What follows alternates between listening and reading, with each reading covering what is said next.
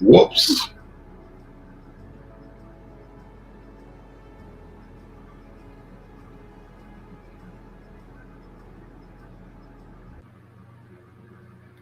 That's what I'm talking about. And after a long hiatus, we are back.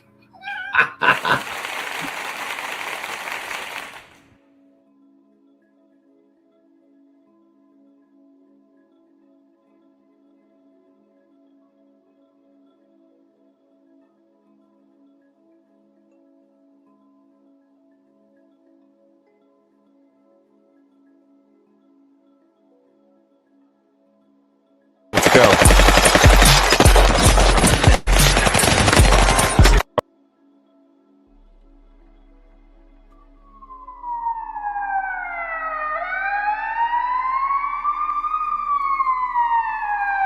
Wektiang Flöza, Kyo God Yippin.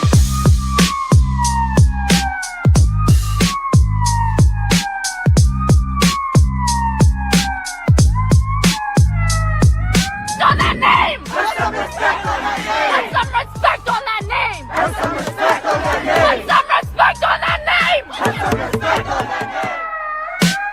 From the academy grind to the final call, a thrill ride through the rise and the fall. This ain't your 6 o'clock news, this ain't a fantasy. This is the side of the badge the media don't want you to see.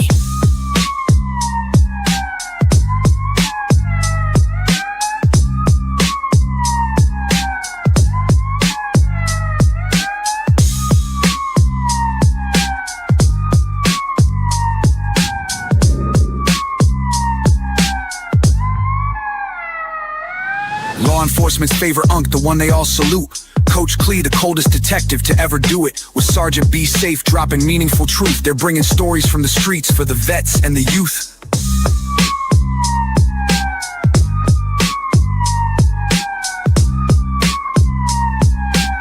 You're locked into the podumentary, Black and Blue. Real talk, real stories, the untold side, Black and Blue. What you thought you knew, get ready to see it through. Coach Clee.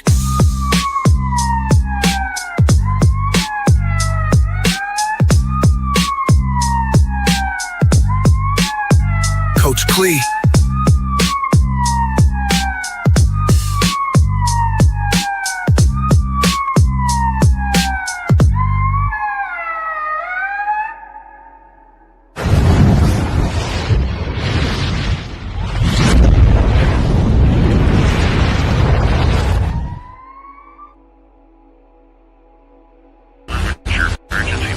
Black and Blue.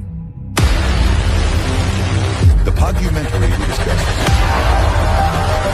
physical fitness, recruitment,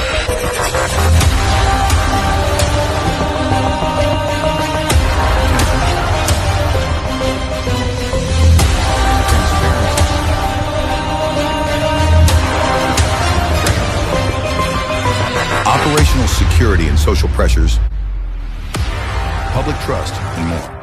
Body cam activated. Recording.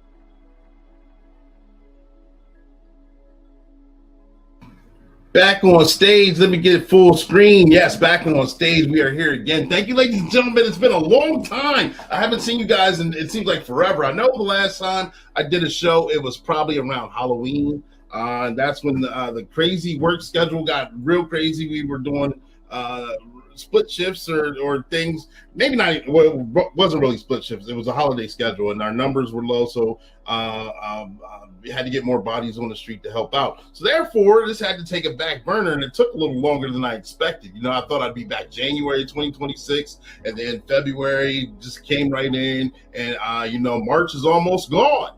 and I still didn't get out of 2026. It's the first episode of 2026. Welcome to the Podumentary. Yes, I changed the name. Podumentary of Black and Blue. I am your host. I'm Coach Clay. I'm your motivational speaker, your empowerment coach, your author, and your favorite baker's favorite baker is Coach Clay, Ecclesiastic 302 coming at you. We're having a lot of fun right now because I haven't gone live in so long. I'm a little rusty, so you guys are going to have to help me out. But we got a great topic, a couple great topics. I got a bunch of videos lined up for you to share with you, to talk about and discuss. A lot of people came through for me on this episode for the show. So those of you who came through, you know who you are. You'll see your clips through the episode. I appreciate you. And some of those will be aired for the next episode. So the way things are going to be changing around to keep up with the schedule, I'm going to go live, or I'm going to do a show for once a month. All right. I'm going to try and bring a dynamic topic at least once a month for you instead of once a week like I used to. That just got to be a little too crazy and overbearing.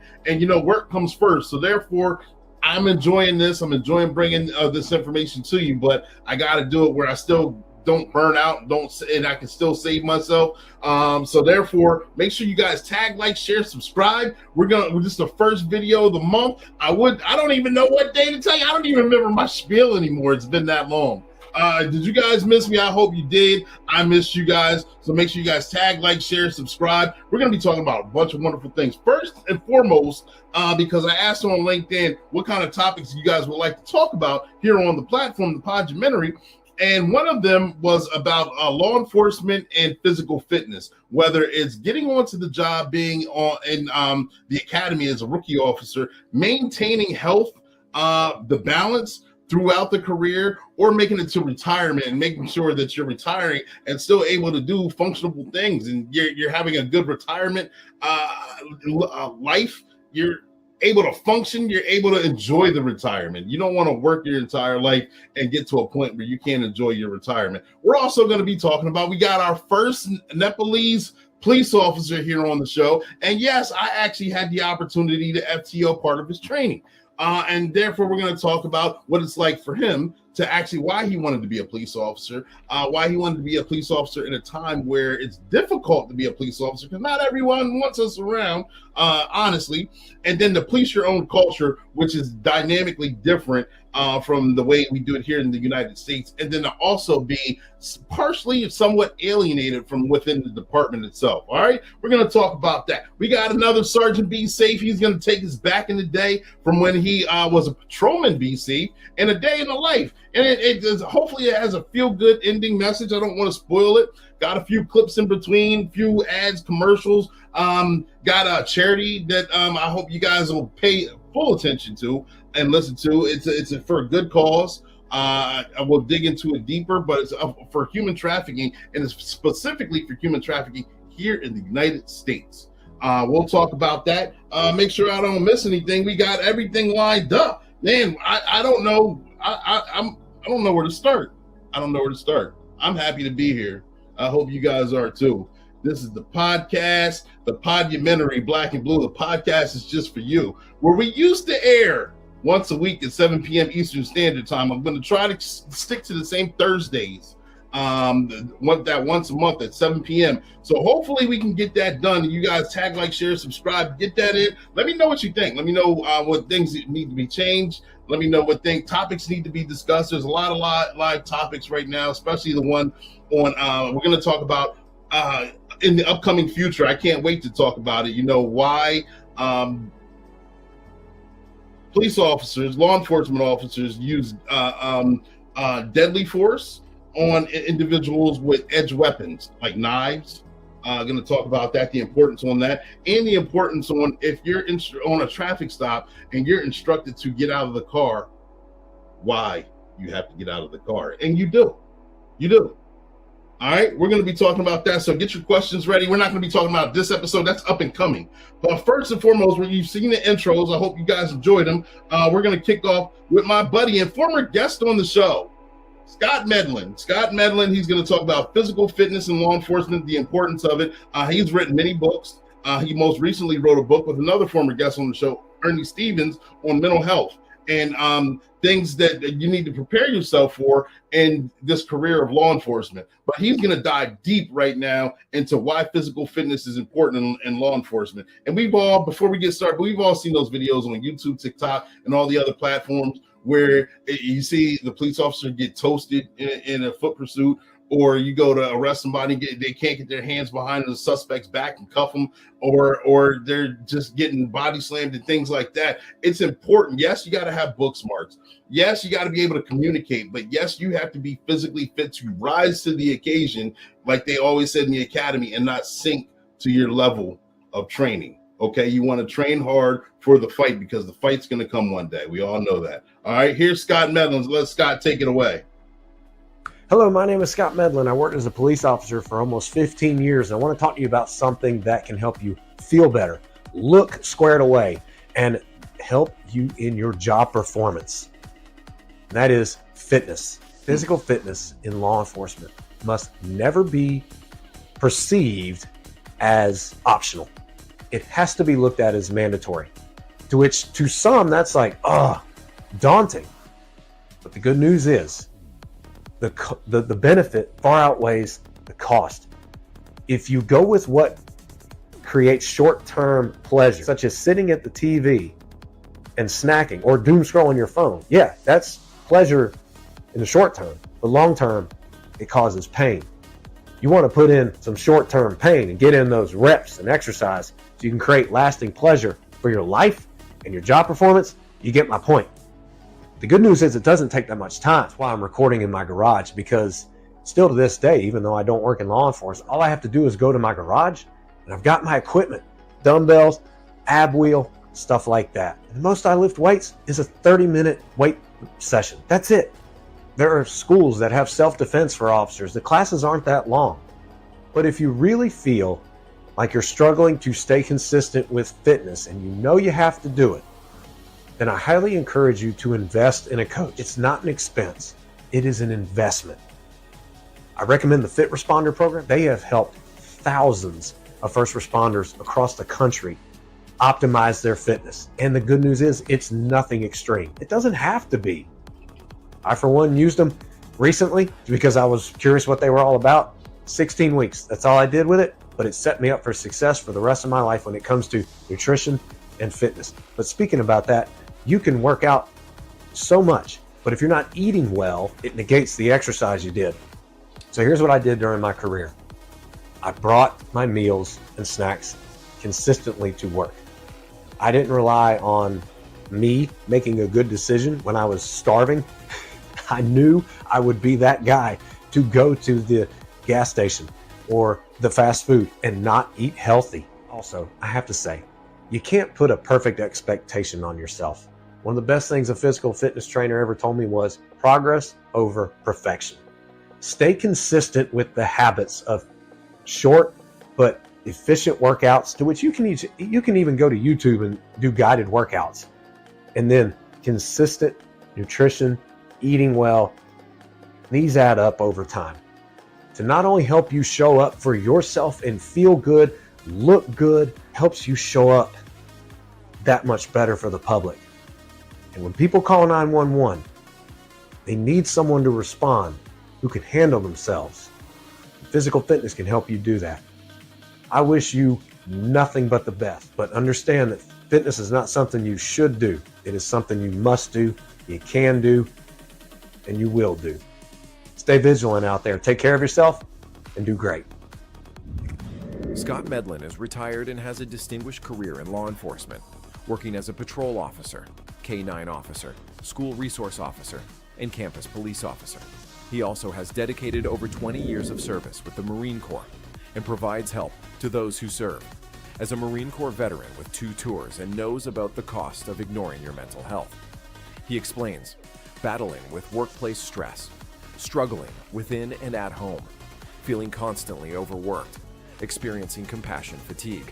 Author of these 7 books: 101 Stress-Busting Tips for First Responders, 101 Useful Tips for Rookie Police Officers, 101 Health Tips for Police Officers, Truths Beyond the Police Academy, Mental Health Fight of the Heroes in Blue, The Power in Showing Up, and 101 Questions to Ask Before Becoming a Law Enforcement Officer, co-authored by Ernest Stevens.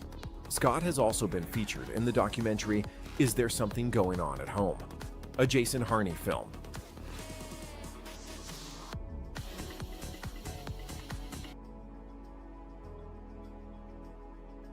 And thank you, Scott, for adding that, sending that video to me. I hate when the screen does that. There we go. Perfect.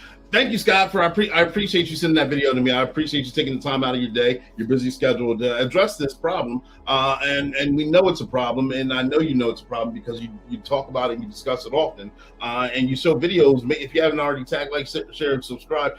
Check him out on he's on IG, various different platforms on social media, but you can see his workouts. He does his workouts, and he truly does them in his garage and keeps them simple, where sometimes he'll actually give a talking point while he's giving a plank, doing a plank at the same time. So I mean, he's very he's a student of the game, and he's a teacher of the game. He's a legend in the game because you saw all the books he wrote. He's been in the documentary. He's about it. So thank you, Scott, for coming through and discussing on that, former guest on the show. And so we're going to transition to, again, physical fitness, and we're going to hear from the other side of the bench. Most of us don't really like to hear from attorneys. Most of us really don't like to hear from defense attorneys, and I totally understand why.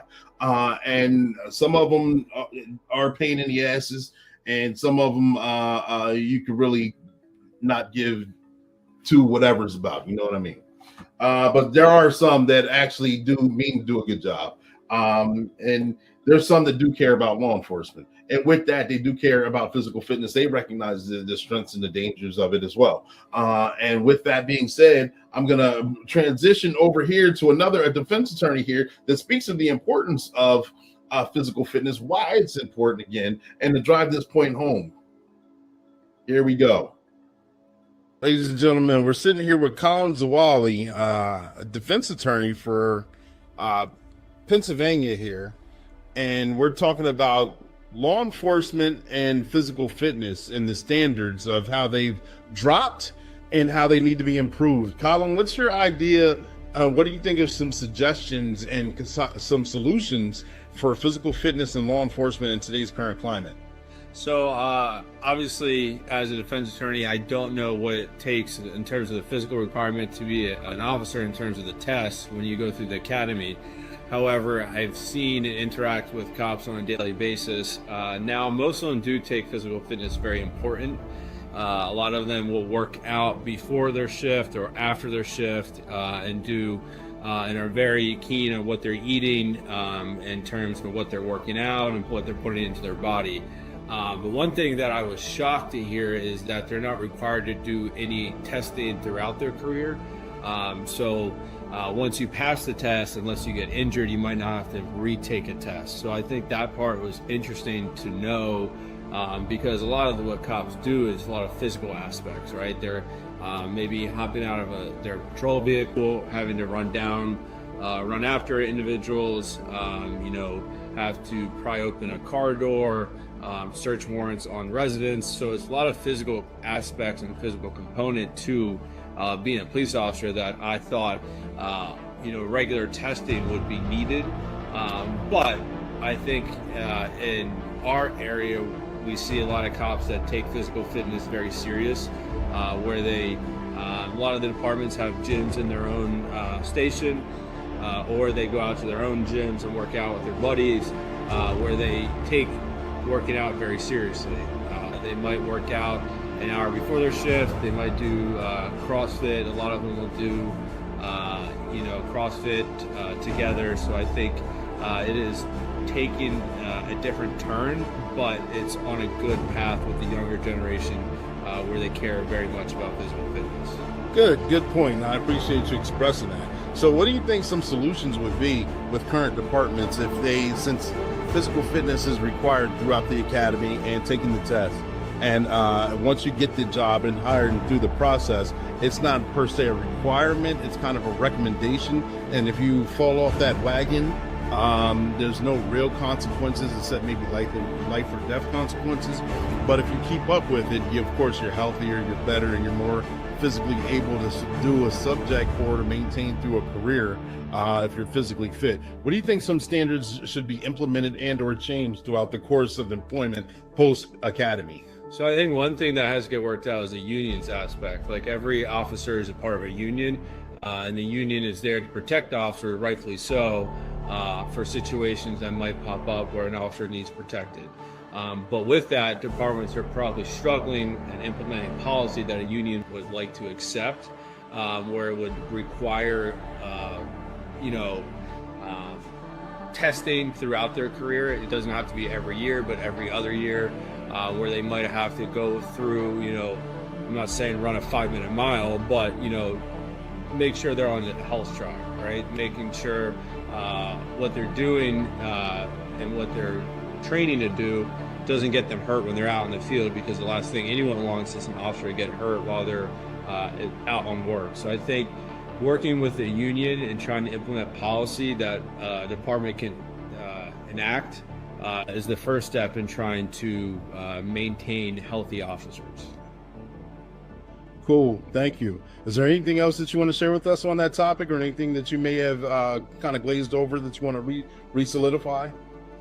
I think it's just important to know that officers, what they're putting their lives on is very important. So they also got to focus on how to make sure what they're doing is done correctly, and that's an important aspect is physical fitness, right? Everyone wants to be healthy. Everyone wants to live until they're 100 or even more than 100. And the first step is making sure what you put in your body is proper, and what you're doing in terms of physical fitness is done correctly. No one wants to get hurt, whether that's in the gym working out or out on the field as well. Thank you very much. I appreciate that.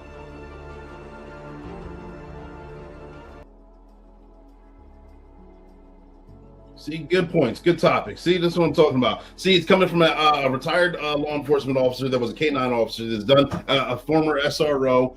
He's done it. We heard from Scott Medlin. Now we're hearing it from the other side of the bench, like I said, from a defense attorney, the importance on physical fitness. Again, executing all these search warrants, executing all these arrests, taking down subjects, holding perimeters. Many things come into play. Cortisol that builds up in your body. When you are physically fit or work out, it helps reduce the cortisol from the stress, because this is a high intense, high stressful job inside and out. Whether you're actually physically doing it, whether you're mentally trying to solve the problem, the hours, the time off, the time off that you get called in for, or the events that you miss, the birthdays, the weddings, everything compounds. So figure out a way to wake up. I'm the type of person, I got the alarm set at 5 and 5:30. I gotta get it out the way first thing, get it out the way, then start my day, going to work. And I'm sometimes going into work still sweating a little bit just from the workout itself. I'm not the type of person that can wait till after work, because once I'm off work, I just want to chill. I just want to relax. That's especially during football seasons, wing season. Oh my gosh, you guys got to understand. Like you gotta find out what your rhythm is my point. Find out what your rhythm and go after it like your life depends on it. You know why? Because it does. So we heard from Colin Zawali. We're going to hear from another current law enforcement officer. He's on his second department per se. He was with one agency. Now he's not a school resource officer. He's a campus officer or a high school police officer. And he's also taught defensive tactics at the police academy. Ironically, he's going to be one of our guests on next month's show as well, talking about life after retirement. But let me bring him to the stage properly, because we've been trying to get him on here for a long time, and he's been ducking me. So therefore, I finally got to get him on here. Give him a round of applause. Where's the applause thing at? I'm learning how to do this thing real quick. I haven't had this set up in a while. I've noticed the wrong setup. Bear with me. I got to find it. Because we got new sounds. We got new setups. Yeah. I like that. Angel RC, talk to us about physical fitness and the changes that you've seen in requirements on former law enforcement requirements and current, and where you see that it's going. We were taught back then are extremely different than the way we police now, or do you see it in increment of a small amount of changes? No, it's huge difference. when I first started, it was even the police academy, and I've also taught. So I didn't mention this, but I've taught at the police academy for 5 years in defense tactics. So from the police academy, when I went through to when I started teaching, it started to change. It became a little bit more friendlier. It became a little softer. The way we did police work when I first started is a whole lot different than what it is now. So it took a big left. It's taken a big left, and I think society plays a big role in that as to, why is it happening the way it is now. Gotcha. And what do you think? What do you think can bring things back to the way where I won't say it used to be, but to a level where it's mutually respected amongst law enforcement and the community? Man,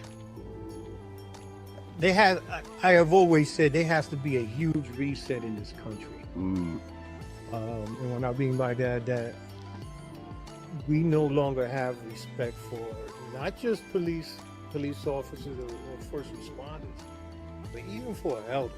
And when I say we, I'm talking about the younger generation. They just have no respect for themselves, one, parents, and then if they don't have respect for those two, we're really behind the 8 ball. Right? I mean, and then this is where you get that unfortunate situation where people forget that law enforcement have to go hands-on sometimes. I'm the type that I know that I couldn't make it through the police academy now because of who I am. Right, yeah. I'm the type of person, the vibe you give me, you're going to get it right back. I am that guy that will be in the 6 o'clock news. So, and I hate to say that, but it's true. This is what I feel the generation is missing nowadays. They're missing that discipline. They're missing all that. So, it's a huge difference. It's not what it is. And I personally believe there have to be a huge reset in this country when it comes to respect for one another. Right, I agree. And respect goes a long way. And the huge reset that he's referring to is he's seen, and we've all seen it, the decline and the standards for the police academy for law enforcement. Just today, I heard that the United States Army is relinquishing their requirements on, I believe, marijuana usage and enlistment. So therefore, you could have before you couldn't have marijuana in your system at all. When I was enlisted, when I was in the Army, Army leads the way, and I think what was the age? 35, 38, maybe, I forget. At the time where it was a cutoff point, and I think it was just raised to 42. So therefore, they're saying that they're needing bodies, they're needing people, just like any other industry does. But dropping the standards for that is going to be detrimental. And more, just because you're filling it with bodies doesn't mean you're going to get the qualified people that you need to do the perform. That's another high stress but very fun occupation. I was in the Army as well, like I said. Then you see the standards drop for law enforcement as a first responder. Then you're getting in unqualified people that are making the headlines because they're not being able to articulate themselves properly. They're getting emotional during an argument or a struggle, or they're not able to subdue a subject, or they're getting injured while on the job just from basic requirements on things to do, maybe having or the wrong person gets injured. Let's say you have to actually take somebody out of a car in a vehicle that was in a motor vehicle accident, a reportable one, and they need to be extricated, and you're the only one, you're the first one there. You got to get them out before fumes start taking over, fire starts taking over, or take someone out of a burning house. I've done that before in the course of my career as well. That takes a lot out of you, and especially when you're not ready for the smoke, the fumes, the excitement, the deer in the headlights, not the tunnel vision is what I'm thinking. The tunnel vision point of view that you're going to have, that's a lot to be thrown at you at the last minute and have to perform. So the higher you perform, the better standard you will be, the better standard our agencies will be, the better standards that we will be as first responders. All right. So this next clip coming up, I got to go throw this one in here very late. It does pertain. Okay, so you get on the job, you see citizens, you see accidents happen. This is very recent here in the central Pennsylvania area. The chief of the police here was actually a good friend of mine and was actually one of my platoon sergeants a long time ago. He's moved on to other things, and you can see his passion and frustration coming through because therefore, let's say you're eating well, you're sleeping well, you're physically fit, you're performing your duties well, and then you still have an uptick with community and society, and you just have problem after problem after problem. You sense the frustration that senior law enforcement officers are facing, newer law enforcement officers are facing, because they're not getting the mentorship and the guidance from the senior guys. The senior guys are actually, it's on overload. You're constantly doing something, constantly, to the point where once you got your numbers and you can go, you see them split, and they split quick. So shout out to this individual here. This speech says a lot. It goes hand in hand with law enforcement. It goes hand in hand with physical fitness, and it goes hand in hand with community service. Let's see what he's got to say here. He's going to introduce, or actually they're going to introduce him, so I'm not going to say a word. Steelton Police Chief Shockey Lacey stares. This happens even with the officers on scene. Why are we allowing an opportunity for foolishness to take place? Ain't nothing good going on after midnight. Exactly. And he's one, if you know him, he's going to speak his mind. He's going to do it efficiently and come through with passion. But, when you get to that certain level in law enforcement, and then you get frustrated because you're trying to protect the community, but then the community is doing adverse things to force your hand and making you have to adjust in different ways. So shout out to him. Shout out to everyone involved. Shout out to law enforcement right there. That's my spiel. Try to get different variety on different angles on physical fitness and law enforcement. I got some other people that are going to be coming through in months coming. So we're going to learn different sides of defensive tactics, things like that, ways to keep yourself physically fit through law enforcement. So with that portion of the segment right there, I appreciate you guys. And hang on, the show's not over. We still got a whole bunch of information coming up. We still have Tamang coming through on what he's got to say, and we still starting to be safe. He hasn't made his debut for 2026, but he will. He had to show you what it's like. Stand by. All that's coming.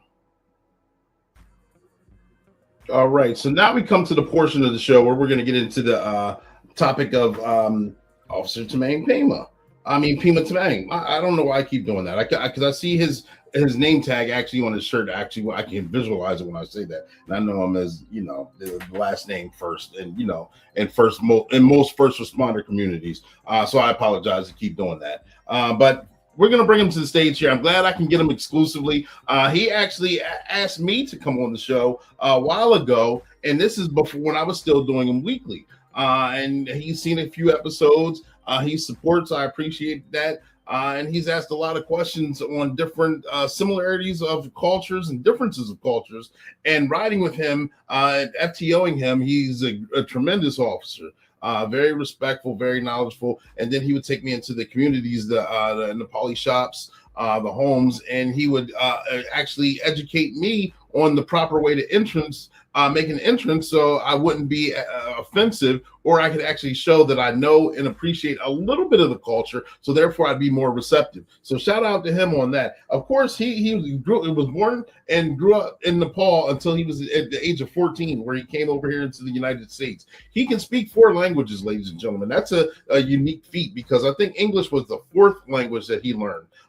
So therefore, and he speaks it very well, where you can understand him on the county radio, and that's a big deal. He was inspired by a police officer when he was living in the Philadelphia area, and he decided to get dive in head first, and he's starting the new trend on being law enforcement here. He's worked patrol, he's worked casework, and he gets his hands dirty a lot, just for the simple fact that he can be there to help translate. He can translate from Nepali to English to Nepali, and explain the law from culture to culture. So therefore, it bridges a lot of the gaps. It breaks down a lot of the stigma, and he's a pleasure to have on call. So therefore, I'm going to stop talking. I'm going to bring him to the stage. Here he is, Pima Tamang. Ladies and gentlemen, thank you guys for tuning in to another episode. Right now, I have Pima Tamang. Pima, can you tell us a little bit about yourself, please? I appreciate you making yourself available and coming on the show. First of all, I want to thank you for letting me come into your show. I really appreciate it. Absolutely. My name is Pima Tamang. I've been a police officer for 4 years in Dauphin County. I came from Nepal. I came to this country in age of 14, and age of 14, since I've been here in the United States for, I would say, 14 years. I became a police officer in 2023, working at Dauphin County. Gotcha. And so what made you actually want to get into law enforcement and become a police officer? That's not really a thing people would like to do in this day and age too much anymore. Yeah, definitely. So when I was in high school, I was studying in a South Philly. In a high school, there was a police officer. I'm not quite sure his name, but he goes by Officer Ross. I always look after him.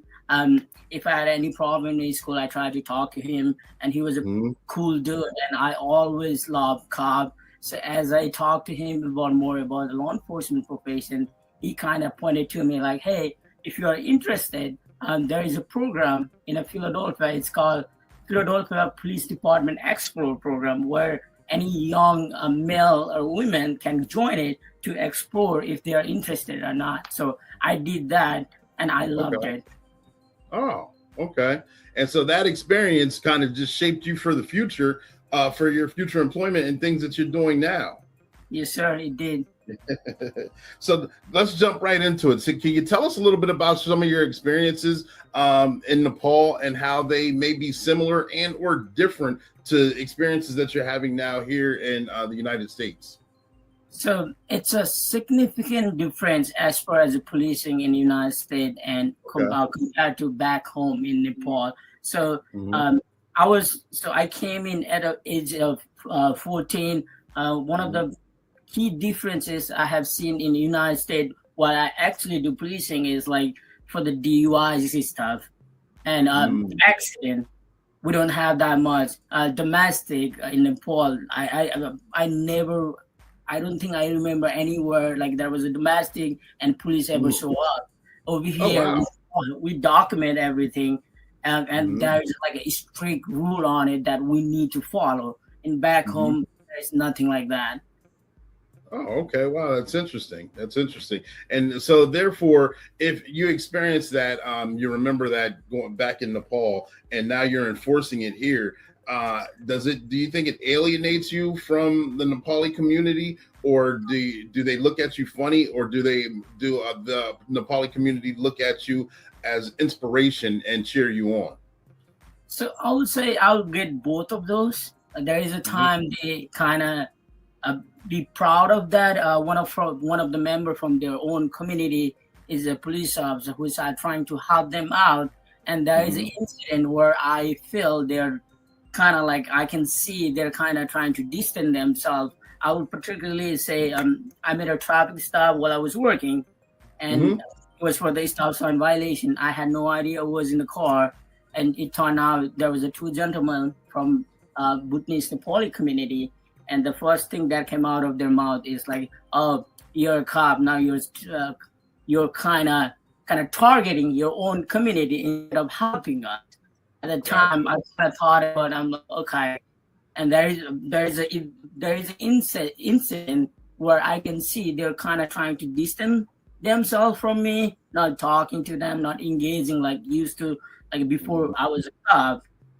And again, there is a time when I go to call, and I will go like an older gentleman from our community, and they're proud, they're happy to see one of their own member being a police officer, where I can help them with the services that's available, including translating what they need. Gotcha. And so since you get both sides of the coin, how much of a difference do you believe that you make within the Nepali community or the community in general, since it's now very diverse? So I would say I feel like I did make a difference, because there has been an incident where, like I say, respond to a call where there is a family member who does not speak any English. And when I get there, I can obtain more information what's going on, and I can help them out any way possible to, how to get either services or translated what's going on it. So I do believe I'm helping them out. Gotcha. And what do you think for the community? Is there a more trust when they see you walking up, or do you think it's a lack of trust? And if there is a lack of trust, how do you think that could be restored? So I think, as for the general, if I'm talking about the community, there is a distant of lack of trust. I can see they are kind of reluctant to talk to police, especially if they say they try to avoid it. What I try to do is try to engage with them on a daily basis, is just saying, hey, how are you? What's going on? If there is anything they need, and try to talk to them out to kind of build that trust, going back and forth about it. But I do believe there is a kind of distant, lack of trust between community. Gotcha. And when that lack of trust is there, and it makes your job difficult, like you said on the one traffic stop where you saw the kids, they're trying to distance themselves from you, didn't want to talk to you, or kind of gave you a rude remark saying, oh, you're policing your own and you're just trying to jam up your own people. How does that make you feel as an individual when you're actually trying to do a good thing and help, and you're actually trying to help people? Sometimes I do feel isolated from my own community. It's like my sole purpose of joining the force is a department to help out in any way possible, try to communicate, try to build that trust between law enforcement and our community. When I came to United States, we didn't have any police officer in the state of Pennsylvania that's from our community, and I can see that there's a lack of trust, a lack of language barrier on it. And what I tried to do was step up and try to connect. I tried to connect between community and law enforcement, but seeing they're kind of distancing themselves, it does. I do feel some type of way about it. Yeah. And so dealing with that, being isolated and alienated from time to time through the community, do you often feel that way within the department as well, having not anyone that actually has your cultural background that you can kind of unload on or talk to, or feel that you can kind of decompress with? I do. So the department, obviously, I work with, I'm the only one who's from our Nepalese community. Right. So we'll have some of kind of like a get together, and when we go there is a cultural difference. Obviously, I grew up in totally different culture. There is things I never done it when I was growing up over here. So when we try to talk about it, I have that disconnect where I cannot relate. And there's a time I'm just standing in the corner, just watching it and enjoying it. So I do feel in time to time there is, kind of like myself being isolated a little bit. Understandable. And I'm sorry for that, for those times. Sometimes it's the nature of the job. It's not always fair, but it does happen. But it's necessary to have you, and it's a good thing. Speaking from my own experiences, I know we worked on a couple cases together, and just by having you there to translate is wonderful. Just having you there, even if dealing with someone, a Nepali who does speak English or a little bit of English, just seeing you there, I know it has to be a good feeling for them, instead of seeing someone like me trying to explain what the law is. Having you there to back it up and have them understand it as well is a great feeling, and it's necessary, especially when we have the common goal where we're just trying to help people. Definitely. Yep. I did feel that from our community. There is a time like when I talk to them compared to any other officer talking to, they feel more relaxed. They're sometimes more forthcoming about the incident, what has occurred. Yeah.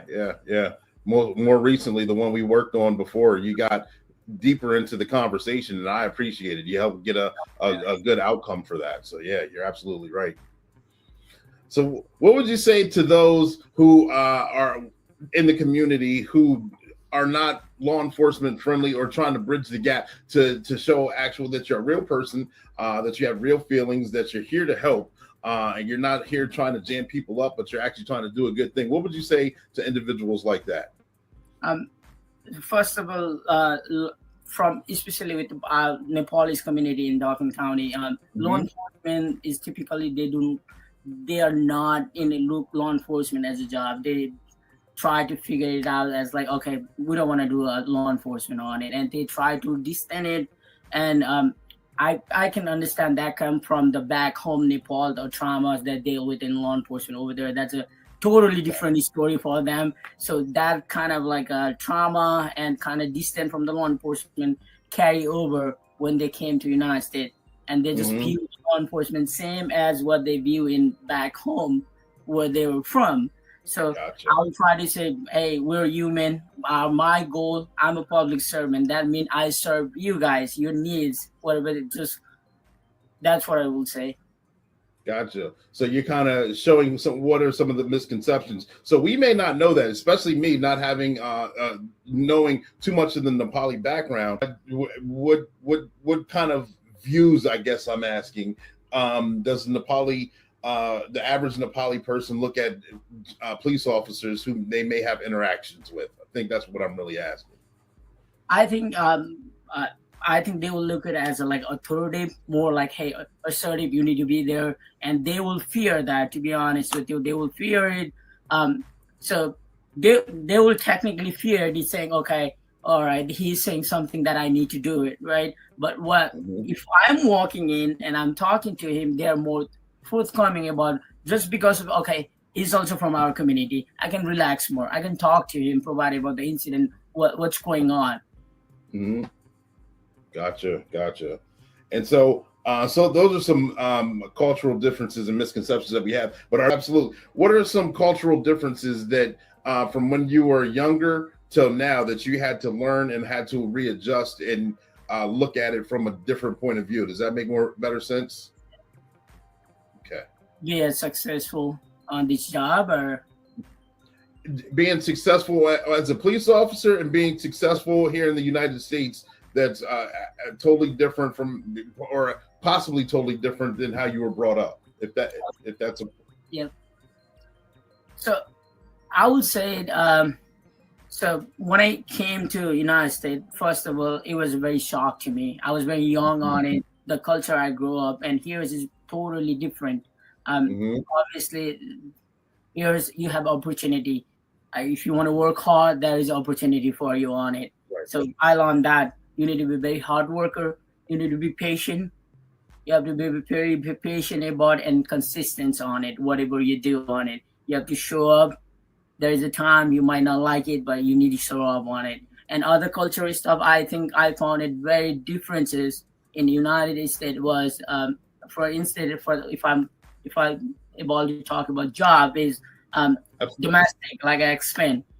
Back home, I remember when I was young, is like domestic was everywhere in where I live, but the cops respond was none.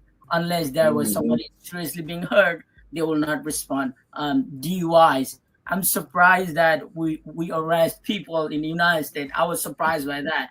And back there, if you caught drinking and driving, you pay a fine, kind of like a fees to a police officer, and you get to go home on it. And accidents, one of the thing is like you need to have so if there is an accident, police need to be involved here. And back there, like if there is an accident, the driver will talk to each other. They don't have an insurance, anything like that. They will say, okay, I'll pay for it, or either way, and that's about it. So that was the biggest shock for me, like, as far as the policing goes.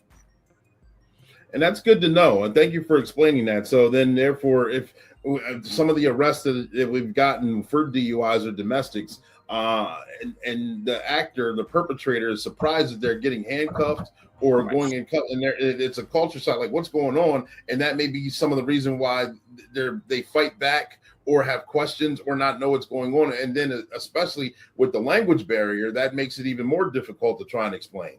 Yeah, definitely. Especially with a major one, I would say is domestic again. We go to domestic, and especially with the Indians, Nepali, and Buddhist community, they'll look at it when the cop came in and arrested, like, why are you arresting me? That's my wife. We're husband and wife. We're allowed to fight. I totally get. Any other person will be like, what are you talking about? Like, it's a domestic. You can't, be fighting on it. But what from the cultural perspective, when we look at it, it's like it's an issue between husband and wife. They need to sort it out. That's the chain of thought they have from back in Nepal. And they're carrying over same thought over here in the United States, which obviously we have one of the strict domestic laws in the United States. Mm-hmm. That makes.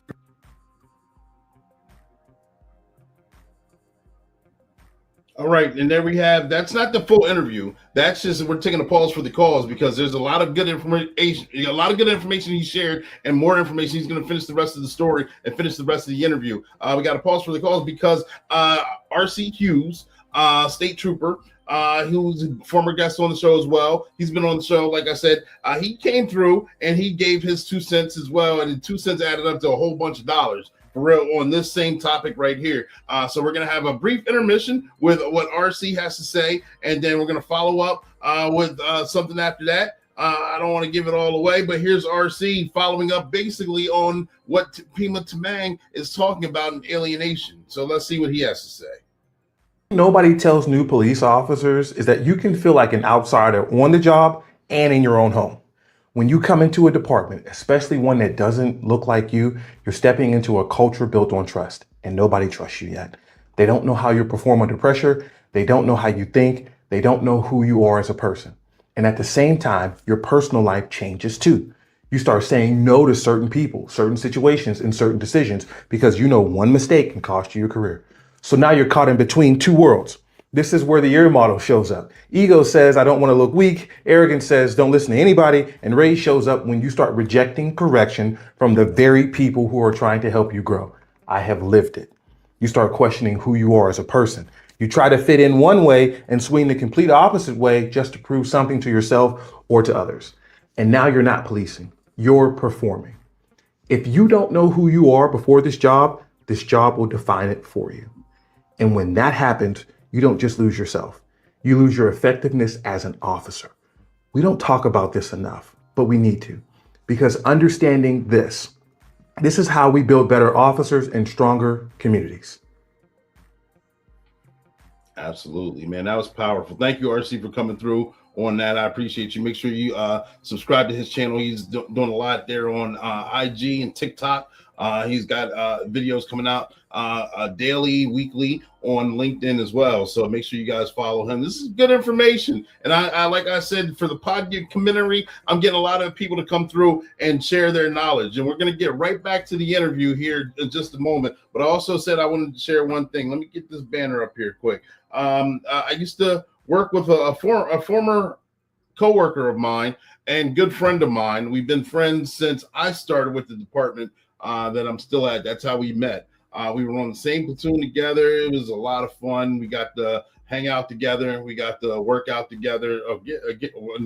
Earlier parts of our career, we went to our department and worked out on our days off. It was a lot of fun. He was a good partner to have as a workout partner. But he's moved on militarily wise, and he's actually got his own t-shirt company. I got one of them right here.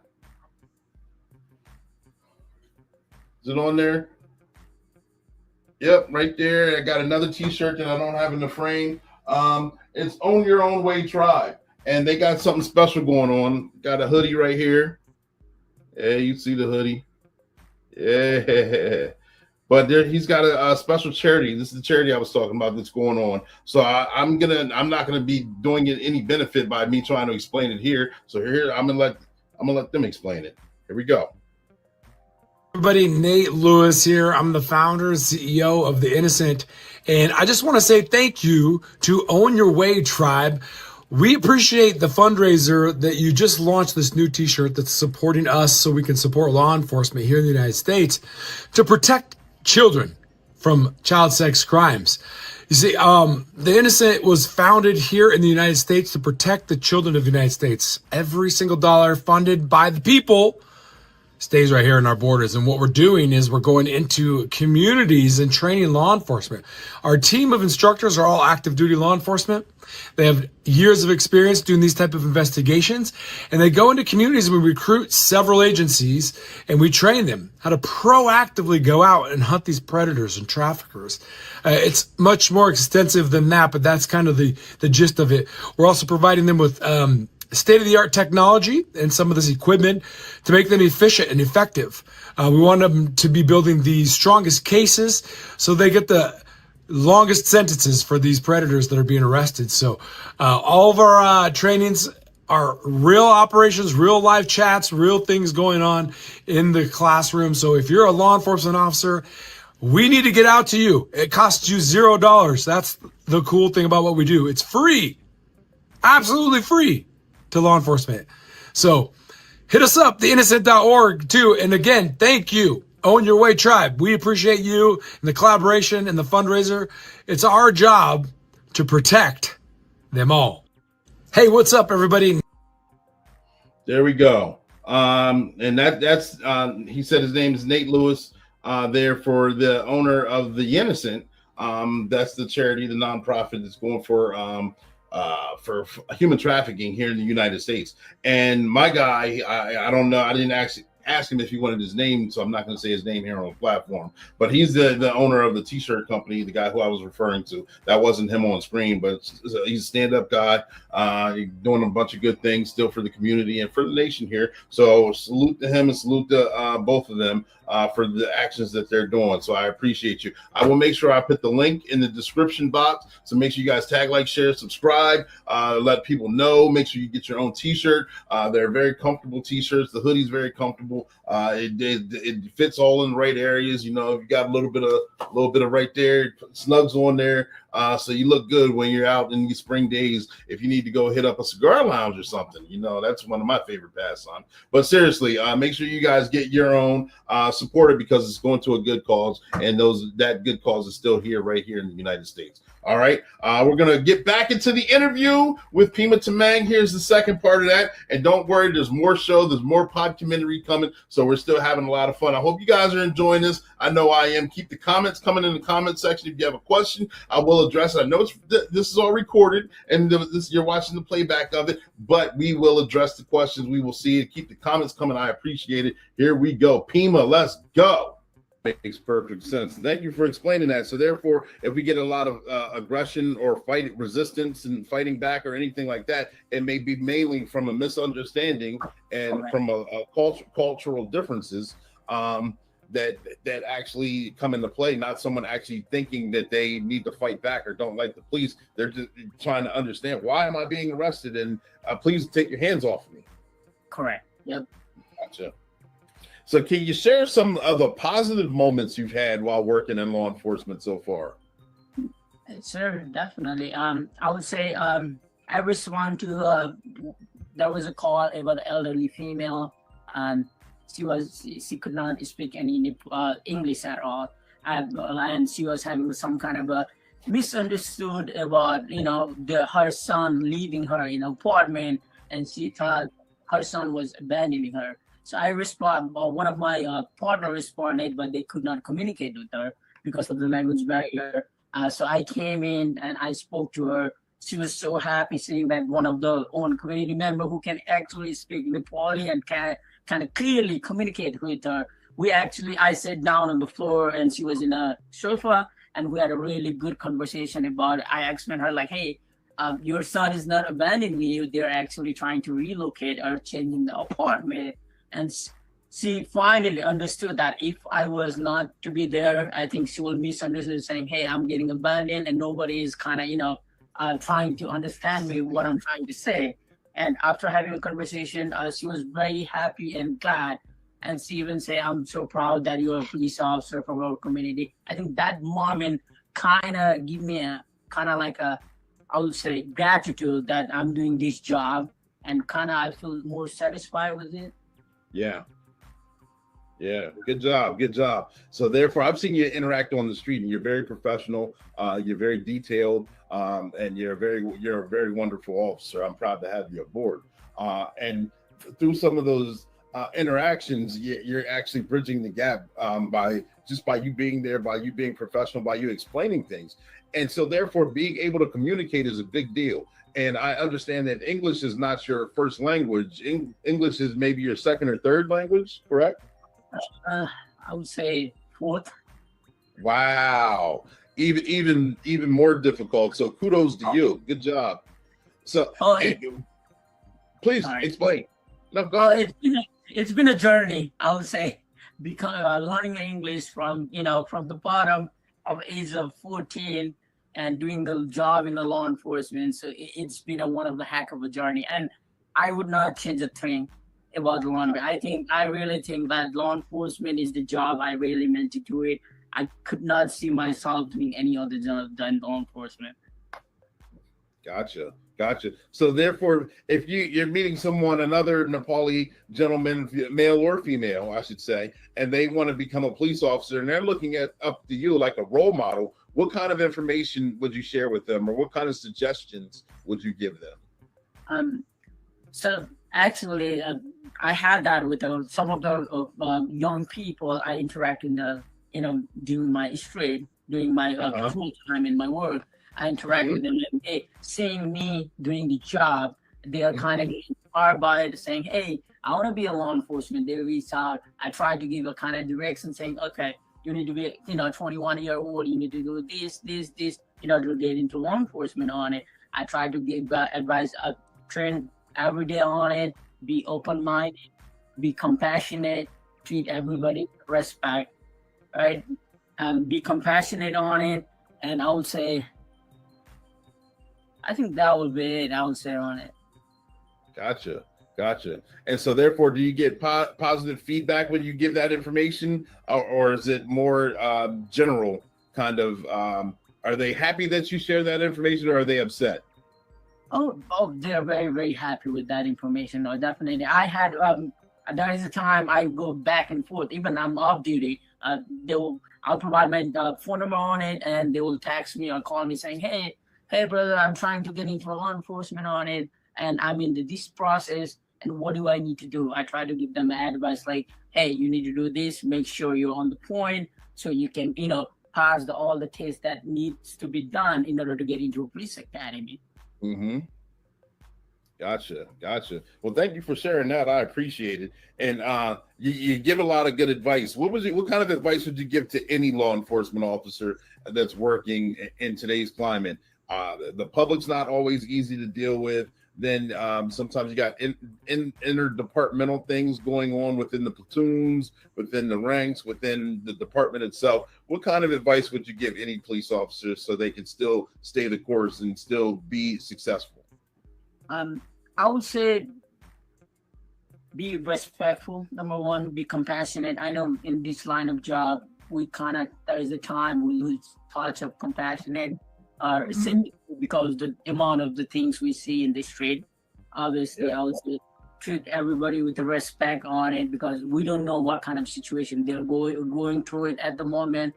So that's, I would say, for the law enforcement. Gotcha. And the caveat, the piggyback on that question, where do you see law enforcement going in the next 3 to 5, 10 years maybe, and where do you foresee it? Do you think it's going to get more diverse like the community, or do you think it's going to pull back a little bit? I believe it's going to be a more diversity in the future, definitely. Like I said, in our department, I'm the only one in Nepal. We have some Hispanic officer on it, and I think it's going to change as more young people see a diverse police officer. The department, they kind of want to join it, even including me. I became a first police officer in the state of Pennsylvania from our community to join, and we have like 30 to 40,000 resident citizens in Dauphin County alone. And I have already seen the rise from our community member applying to be a police officer. So I definitely think it's going to get more diverse within the department. That's good. I'm glad you can foresee that. That's really good. That's good information to have. What do you think law enforcement, excuse me, what do you think law enforcement should do as a whole with, retention and recruitment as well? Because what you're out there doing, you're recruiting, whether you know it or not, younger students, younger people, Nepali, black, white, whoever sees you in the uniform, they're seeing good things and positive things. But what more things do you think we can do as law enforcement to keep the old guys still working and keep the younger guy, or have more applicants want to come in and be police officers? I will definitely say I think we need to focus on more on retention the officer to keep them there while they're doing that job. So I would say we need to listen to the officer who's on the street, what their concern is, what they're saying on it, and I think admin need to kind of hear, try to help them or facilitate anything like, for example, equipment, training that need to be done. I would say that, I believe they need to more focus on retention. Gotcha. Because that's been a big buzz concept for probably since 2019 or more, where the recruitment pool has gone down, and then you see a lot of mass retirings for a lot of departments all throughout the state. It seems like law enforcement is a job that is a thing in the past. And there's a lot of changes that have come, and there's a lot more changes that are going to be coming down because of it. Some good, some bad. Whenever things change, there's going to be a reason for that change, and there's going to be problems from it, and there's going to be solutions from it as well. So hopefully we'll find more solutions than we do problems. Definitely. Yeah. So is there anything that you want to share with us? What are some dreams and goals that you have within law enforcement, or some good, kind words that you want to say to anyone in the public, no matter what their background is? So as far as my dream goes, it's my 4th year in our department. Obviously, my goal is to retire on it. I'm thinking about maybe doing some detective work in the future. Not right now, with more time on. I want to get more time on the street. That way, I can transition or go to a detective work on it. For the public, I would say, hey, we're also human. We have feelings. There's a days we feel tired. There's a day we feel frustrated. You can always come to us and talk to us. We're here to help you. We're here to serve you. So that's what I will say to the public. There we go. Well, Pima, I appreciate you making yourself available. This is a great interview. I didn't want to take up too much of your time, but I did want to give you a chance to express yourself and get your thoughts and feelings out there. Is there something else that I may have forgot to ask that you wanted to touch on, or is there anything else that you want us to know about you? Right now, the floor is yours. Please tell us and explain. So, like I say, I came in this United States as a 14-year-old. I had an opportunity to go into law enforcement, and which I'm very thankful. I don't want to say my department name on it, but I do want to appreciate and thank my chief and my admin on it. They had given me a good opportunity where I could be a police officer, where I can serve the community. So I want to say thank you to them, and I think that's about it. There we go. That's good. I'm pretty sure when they watch it, they'll be appreciative of hearing you say that as well. So I'll say you're welcome on their behalf. I don't think that's robbery. I think for those who didn't know, I got to be one of Pima's FTOs, and you were phenomenal, especially when we got to ride together at night. And I, as grumpy or as unhappy as I may have been, I hope I didn't wear off any of the negative stuff onto you, but we had good times. You had great questions. You interviewed very well on scene. You showed up with command presence, and then you asked the right kind of questions. You said, hey, I know we're on a traffic stop for this, but how come we have to do X, Y, and Z? And you asked all the right questions. So I appreciate you being a breath of fresh air for me, because you came in and willing to learn. You came in wanting to do the job, and you're successful, and you're doing the job very well. So kudos to you again, and keep being successful. And I know that you're going to pass that on to other officers in the future, and you're going to show them what a dynamic police officer that you already are. I really appreciate that for a kind word, definitely. And I want to thank you too. You're the one of the my FTO who provide me with the knowledge and kind of, all the I would say knowledge and the way you do certain thing on it. So I get that information from you as well. So we, in our culture, we say teacher, we call it gurus. a teacher is somebody we always put it in the top of our head, because of them we were able to learn and do certain things. So I really want to appreciate it and thank you too. Absolutely, absolutely, and not to belabor. When we were riding together, and if we were in shadow mode, you would bring me into Nepali businesses as well, and introduce me to the store owners, the public that was there, and the interactions were dynamically wonderful because it got to show me that there's not one way to do a foot patrol. There's not one way to go to a call. The proper way to address namaste and being polite, as opposed to just walking in and doing things that could potentially be offensive and me not even know it because I didn't know some of the cultural differences. So you woke my eyes up and you made an old guy like me actually take in a new account of wonderful things with another culture that's embedded right here in the community as well. All right. All right, perfect. Well, ladies and gentlemen, boys and girls, stay tuned for the next segment and updates with Black and Blue. We're having fun with Pima here too. Thank you, Pima. Thank you for being part of the show. Thank you for having me. I really appreciate it. Thank you. Absolutely.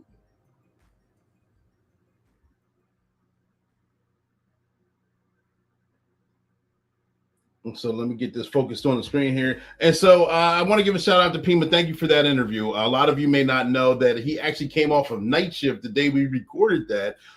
He got a few hours of sleep, and we recorded that sometime in the afternoon on a weekday. And I asked him if he wanted to push it back. I asked him if he wanted to reschedule. He said, no, let's get it in. Let's do it. He was excited. He actually, again, like I said, he said he watched the show. I didn't even know he was watching the show or keeping tabs on it after I FTO'd him. And he even told me, he said, one day I want to come on the show. I'm just not ready yet. I want to get my talking points ready. And then eventually he came to my office. He said, yeah, I'm ready. Just let me know when you want. And I was like, wow, I'm impressed. Okay. So I hit him with a few dates, and this is months later. He may have told me 6 months ago or so. And then, of course, like I said in the beginning of the broadcast, is that he kind of took a hiatus due to work and things. And then I reapproached him. I was like, you know what? He should be the one to kick off this year. And I asked him, and he said, absolutely. And our schedules didn't line up because, of course, he's still working patrol. So he's days, nights. But he actually got up and got up and did the interview and did a tremendous interview. Again, he's a mentor out there for other young individuals, whether they're Nepalese or not. They see him in uniform. They're asking him questions. They're asking him the right questions.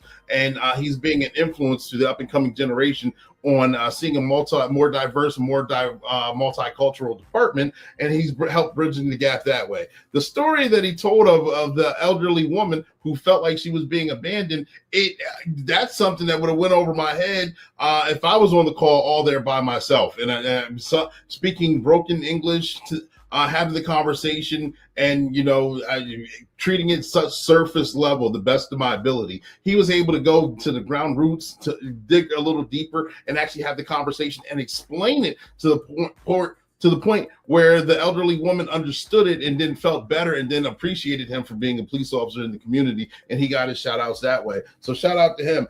Many of you in this area may have seen him on other social media platforms while working. And those platforms were making fun, poking fun of him. And that's very disheartening because not knowing who he is, how hard he worked, how much he wanted to get to the position that he's at right now is a shame. And so that's why I wanted to give him a platform so he could say his piece there as well. So he can kind of get a little get back, not in a bad way, but in a good way, in a positive way, just explaining who he is, why he wants to be there, good and bad about things in certain situations. He accepts the situations for what they are, and he keeps moving forward, always forward, the old military phrase. He keeps moving forward. He keeps moving the needle forward 1 inch at a time, 1 yard at a time, and I appreciate that.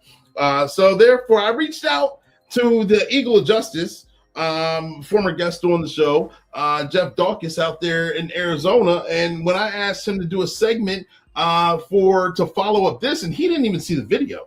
No one has seen any of these videos. They've actually just come to a conglomerate. It's a hodgepodge. It's a collage, whatever word you want to use for it, of the videos, and it's all flowing together, and it's making it make sense, and I'm loving this. I'm loving the energy here. I hope you guys are too.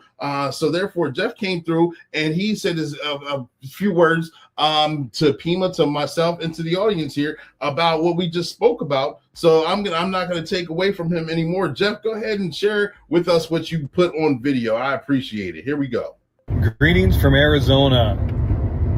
When Clee asked me to do a quick video as an encouragement, I just wanted to say, first of all, thank you very much, because I understand exactly what he was talking about. The problem people run into in law enforcement that I've seen after almost 26 years of work in investigations, field training, community response, special units, been a supervisor for 13 years. The main problem is this, is that people get too caught up in building their own kingdoms that they're willing to sacrifice the lives of other people for themselves. And that's 100% wrong. It's literally the cornerstone of any kind of leadership school you go to, is that we're here to serve others. And we become police officers because we want to serve other people.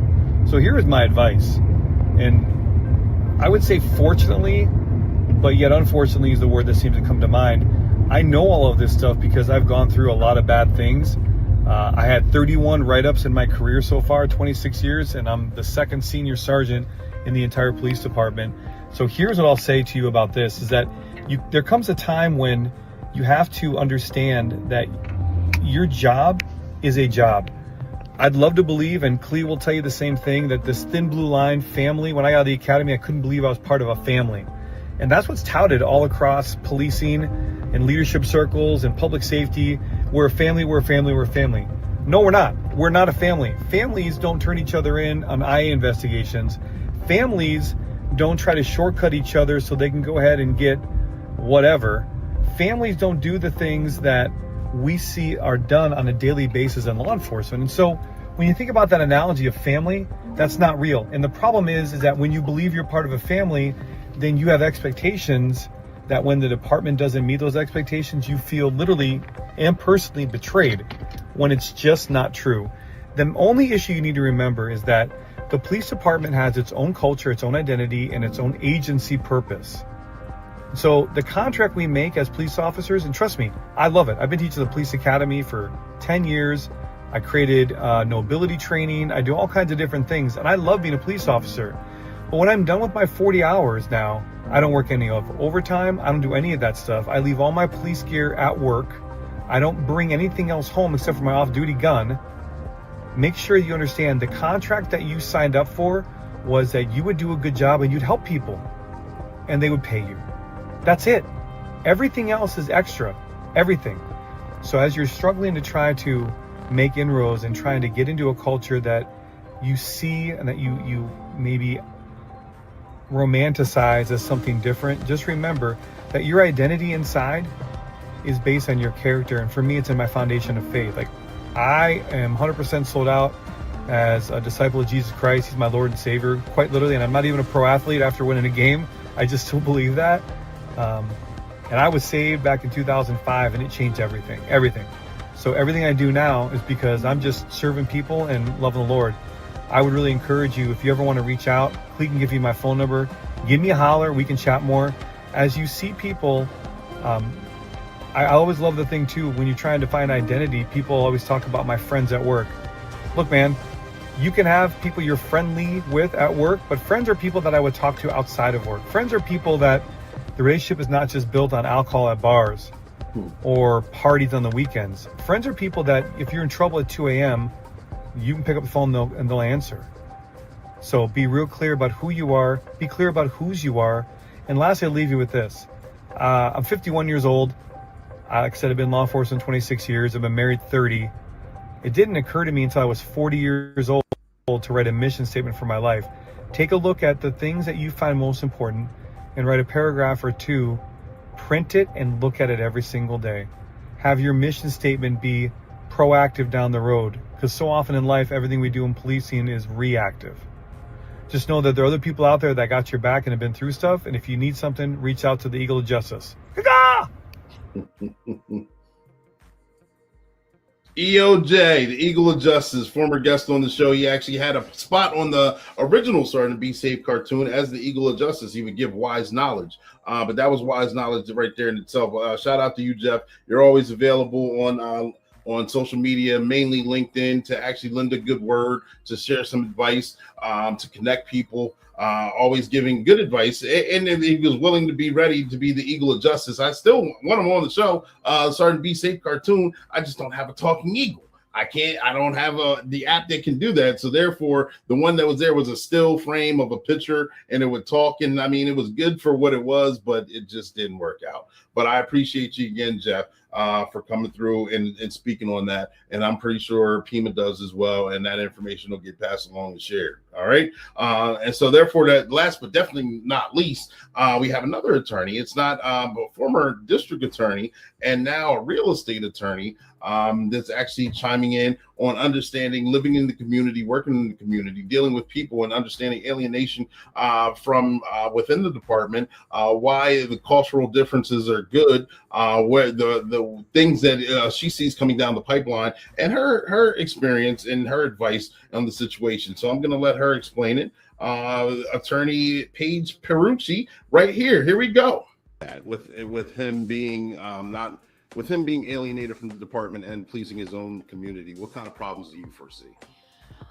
I think, unfortunately, minorities go into law enforcement and it's an uphill battle, because obviously law enforcement has sometimes a bad view with the community, and you have to earn their trust, whether, whatever race or ethnicity you are, it doesn't matter. But I think with minorities especially, there's this feeling of, am I betraying my community, or they think you're betraying them. But I think that is the best case scenario, is policing your community and feeling that there is a trust.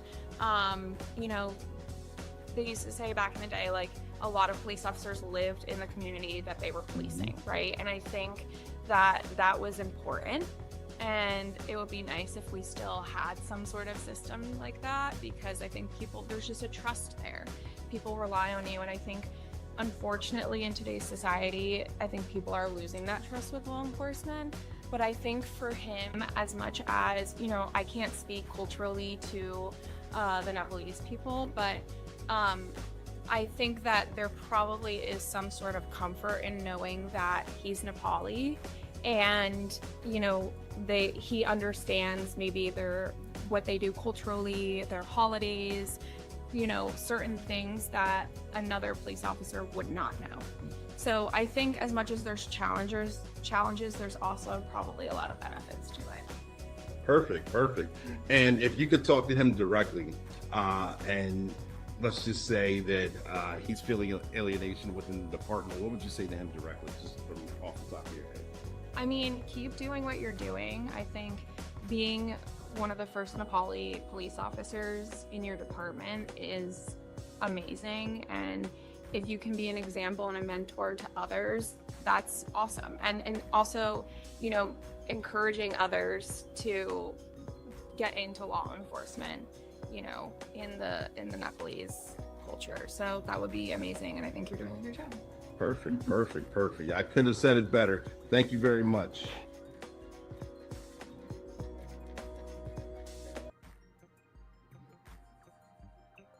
Very well said. Thank you, Paige, for coming on and sharing the 2 cents. Thank you. Shout out Pima. See, therefore, you got follow-up comments based on what you said. This is, again, Pima's idea to come on the show and express himself, and I'm glad he did. So make sure you explain in the comment section how he's gonna, you can foresee that he's gonna do a good job. He's gonna actually be the foundation of what's to come, and good work is upon him, and good things are gonna come through him and because of him. And he's gonna be the mentor and the pariah out there with departments, and it's gonna spread like wildfire, just on the simple fact that he's hardworking and he's very educated and very communicative, to where he can explain things across different cultures, and that's a big deal. So shout out to you, Pima. I appreciate it. All right, there we have it. That was the part of the documentary. We're still moving on strong. Let me give you an update on. So therefore, the time frame that I was off, not and when I mean off, I mean not doing the podcast itself. I was able to. Let me see if I can get this picture up here. Join the FOP. Yep, I'm on the board for the local FOP.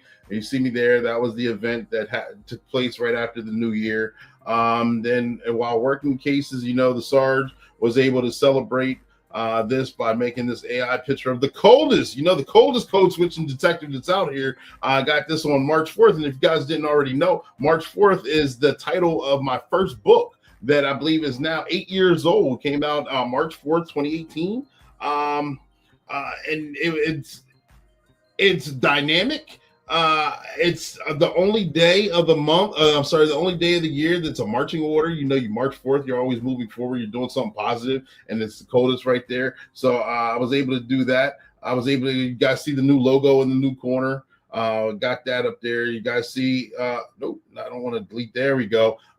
Just, some of the new banners right there. It's starting to be safe. And SWAT Officer Claymore ride motorcycles because we're having fun, serious, and entertaining here on the podcast Black and Blue, the documentary. I was able to speak to the Rotary Club on fraud awareness and scams and things like that. I wish I could have had that video recorded. That was a good talking point. But that we'll have to get another one. I think there's another speaking engagement coming down the pipeline. So we'll see if we can get that on there. What else is up here? Let me see. We got Pima's flyer, bridging cultures, a cop's journey from Nepal to the beach. Shout out to Pima. That's a dope flyer too. I'm going to say so myself. Sergeant Be Safe right there. The loss reports, a day in the life. That's coming up. A day in the life of Sergeant Be Safe. What else do we have here? Coach Clee right there with SWAT Officer Claymore and Sergeant Be Safe right there with the drone above our head. It's a good pick.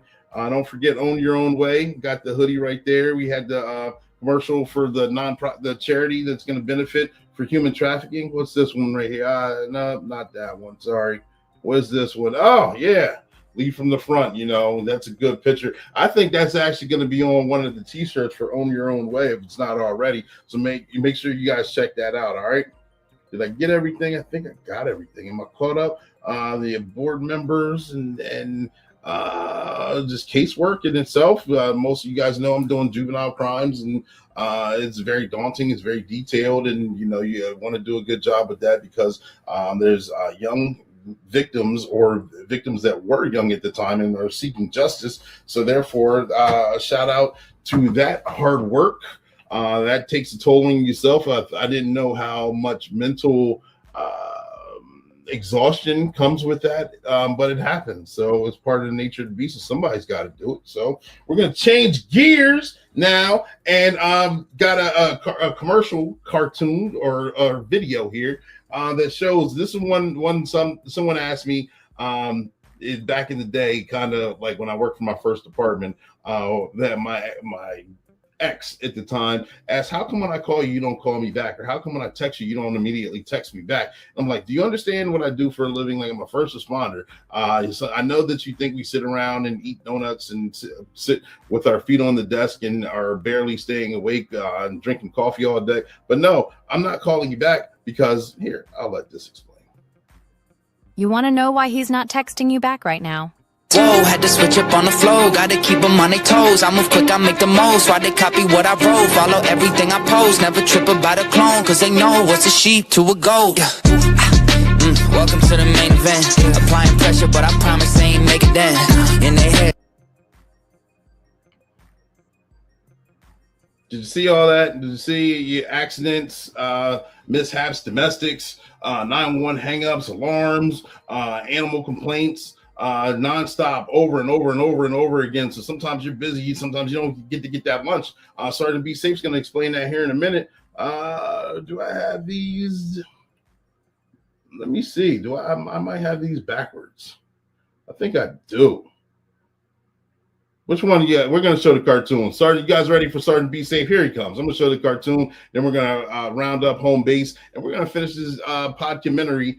So make sure you guys tag, like, share. I hope you guys enjoyed it. It was a lot of fun putting this together. It's a different kind of concept, different what I'm used to doing, but I think it's important.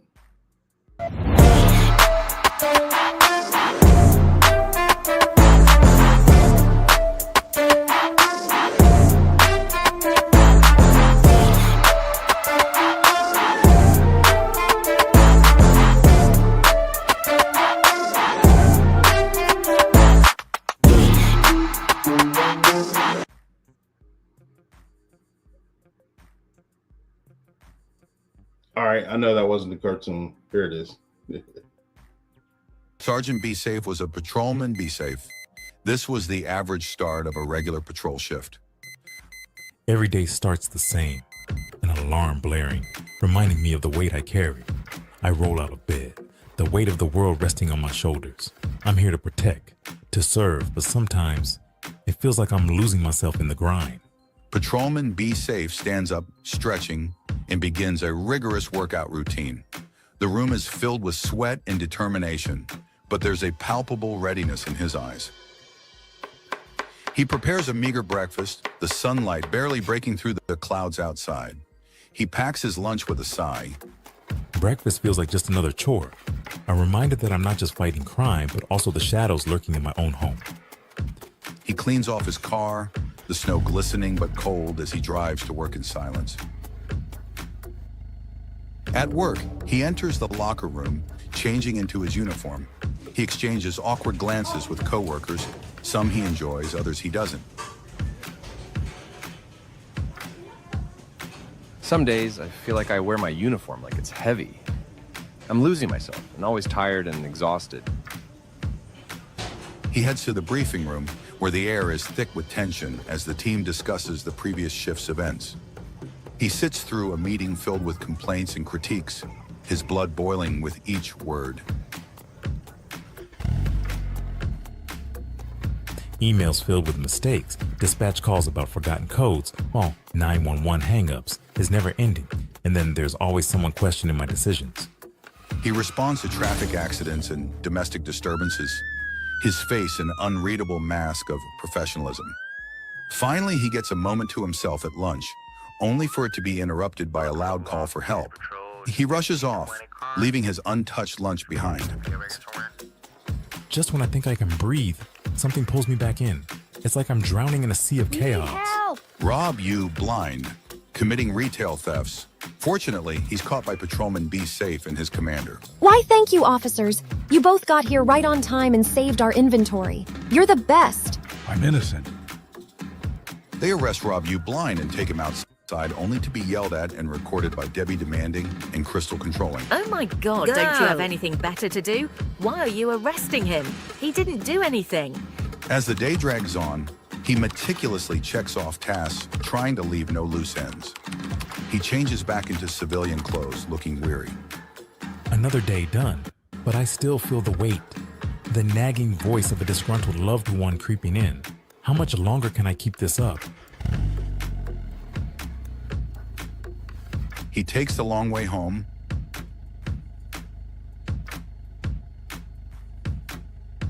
and then pulling into the driveway, sitting silently for what feels like an eternity. Yeah! Suddenly the door bursts open, and his young kids rush towards him, laughter echoing in the air. Their smiles are bright, their energy infectious. But then, I see them, my kids. Their smiles light up the darkness I've been trudging through. I realize that life is more than the struggles I face. It's about these moments. It's an immediate decompression. Seeing my children's excitement serves as relaxing therapy, or a reward that makes the day's hardships worthwhile. Every day may bring its challenges, but at the end of it all, I'm reminded that I'm not just Patrolman Be Safe. I'm a father, a husband, and I've got a family to protect. And that's what makes it all worthwhile.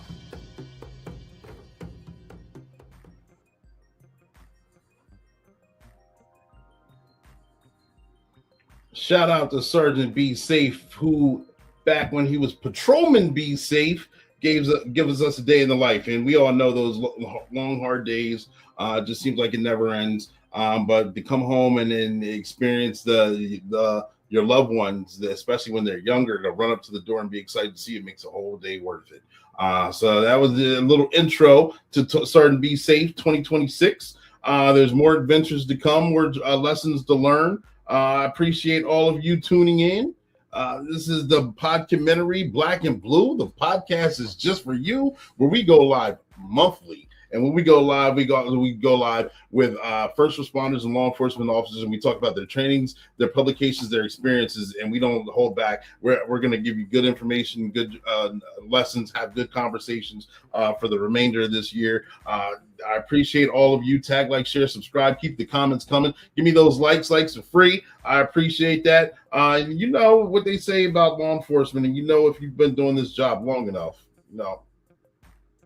if you never had to do CPR on a child, if you've never zipped up a body bag, cleared brain matter from the street, or told a mother that her child is no longer in this world, it's not an easy feeling. Some of those are the hardest decisions, the hardest things to do. So you get the bad side of the coin, but with the good as well, because yes, this is the greatest show on earth, and there's nothing better to do than to actually help people day in, day out, and to do a job that not many are willing to do and not many even can do. So if you're able to perform at this level, I salute you. I appreciate all of you. To all the first responders out there, keep doing what you're doing and keep it up. This is Coach Clee coming at you. I will see you next month. Make sure you guys tag, like, share, subscribe, stay safe. I love you all. I appreciate it.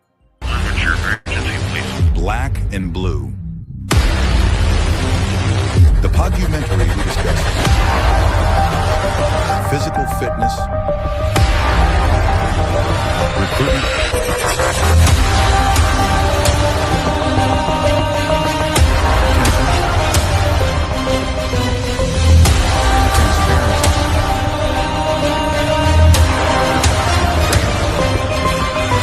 operational security and social pressures, public trust, and more. Body cam activated. Recording. Black as you is, it's a whole lot of blue still shining through.